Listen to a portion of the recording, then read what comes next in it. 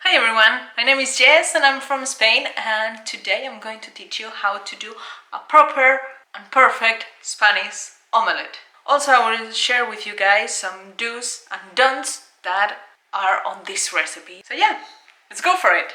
The ingredients that we are going to use are obviously potatoes, a lot of them, onion, and this is what divides Spain because it's people with Spanish omelette with onion and there's people with Spanish omelette without onion. Both are valid. It's just a question of taste. When I was little, I didn't enjoy it as much with onion, but it was just a mind thing because I was like, ooh, onions. But now that I'm an adult, yeah, I prefer it with onions, and the reason it's because it makes everything softer. Because when you fry the onions like this, they become really sweet and really soft and makes the omelette juicy. I recommend you to try it with onions, but if you are like, well, no, I hate onions, okay, your thing. And eggs.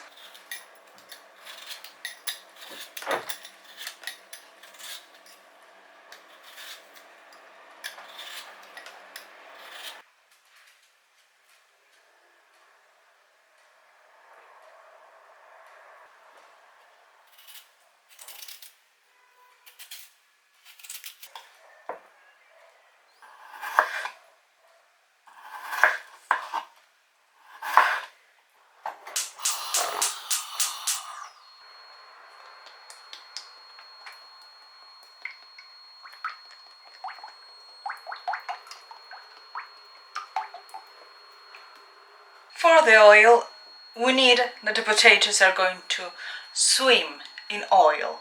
So yeah, we need a lot of oil, but don't worry because they're just potatoes. They are not going to leave any flavor on this oil, so you can reuse it for whatever you need. If we were cooking fish or meat or something like that, it would be a different thing, but for this, with the potatoes, we can reuse it and it's completely fine. And we need to put it in a low temperature because they need to cook really slow. So we are not frying potatoes. No, that's a big mistake because you don't want crispiness inside of a Spanish omelette. What you are looking for, it's like they kind of like confit. So we are going to cook them in oil at low temperature. So they don't need to bubble a lot. As soon as we see a little bit of bubbles, it's fine. No more. It is very, very important whilst we are cutting our potatoes, we need to try and make them even. So like kind of all of them look the same thickness and everything, so they will cook properly. There's no, some ones can be raw, some ones can be overdone. No, that's why when we are cutting them, we can do it like this. You can also use one of those. That was my cat, I'm so sorry. Every time that I'm in the kitchen, he gets crazy. So yeah, one of those, in Spanish they are called mandolina. So I don't know the name in English. Mandolin? No idea. It's one of those things that slice vegetables.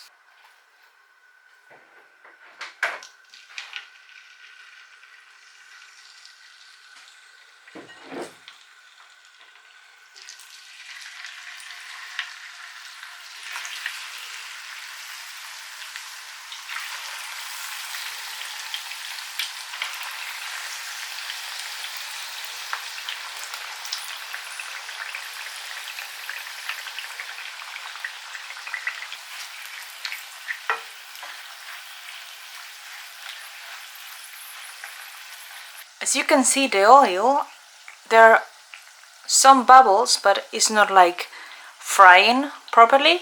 This is what we need. Some bubbles, but not really, really hot, so it's getting crazy. So we need to do it like this. Slow. And for the quantities, obviously potatoes come in a lot of different sizes, so I cannot just tell you use 5 potatoes because I have no idea which type of potatoes are you going to use. But what I will say is choose the pan that you are going to want the omelette, like the size, and when you are doing the potatoes you need to keep into consideration that it needs to be like full of potatoes. This one should be for 4 people, but my fiance absolutely love it and he eats like 3 people, so it's going to be for 2, but it should be for 4.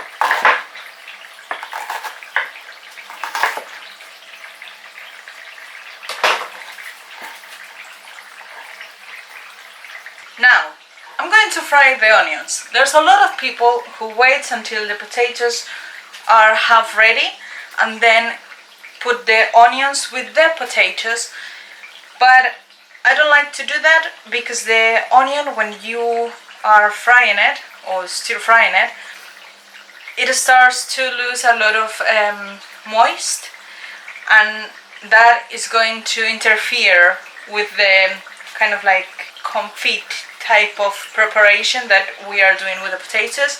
So what I like is to just get a small pan, put a little bit of oil, and then chuck the onions in.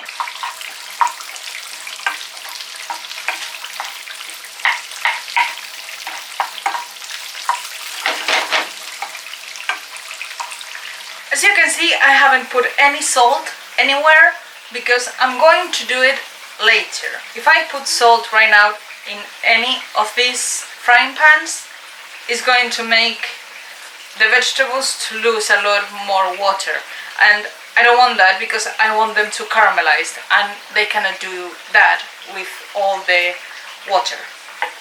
So we will do it, but later.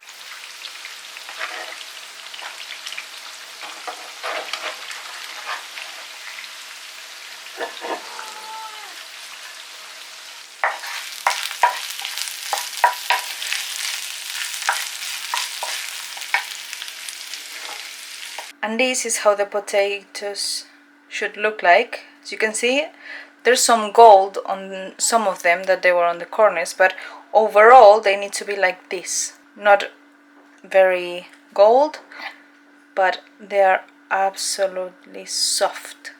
This is what you're looking for.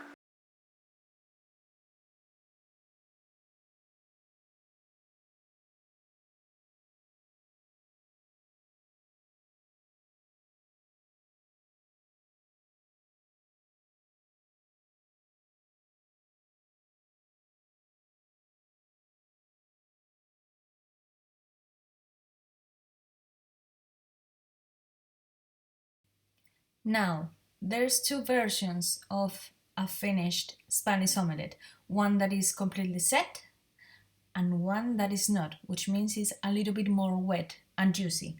Both of them are fine, and it's just about what do you prefer. I prefer it more juicy, so what I do is have a medium heat, and then in about 3-4 minutes, when I can see that it's properly set, then I flipped it over. If you prefer it like more well done, you put the temperature lower, otherwise it will the bottom part will burn. So you leave it for around 6 minutes before you flipped it over. So in this video I'm going to show you the two versions. This one is actually the less set one. So as you can see, when on the borders it starts to be like more set, and you can see that it kind of moves all of it and is not falling over, then it's time to flip it. Don't be scared, it's not horrible, you just need another plate, put it on top, be careful not to burn yourself, and just flip it over. This is what I said, that you really need a non-sticky frying pan, because if it sticks, yeah, it's going to be a mess. So you need a really good pan to do this recipe. Honestly, don't be scared, it looks harder than it is. It's not as difficult. So you just need a plate and then flip it. That's it. And this is what it looks like. And then you put a little bit more of oil if it's necessary on the pan to do the bottom part. On mine it wasn't necessary, so you just flip it from the plate, and should be quite easy. If you can see some chunks of potato that they're still on the plate, just help it with a spoon or something, help it to go back into the frying pan. And for this, that is the version that is less set, is just going to be like 1 minute more to set the bottom part, the new bottom part, and that's it.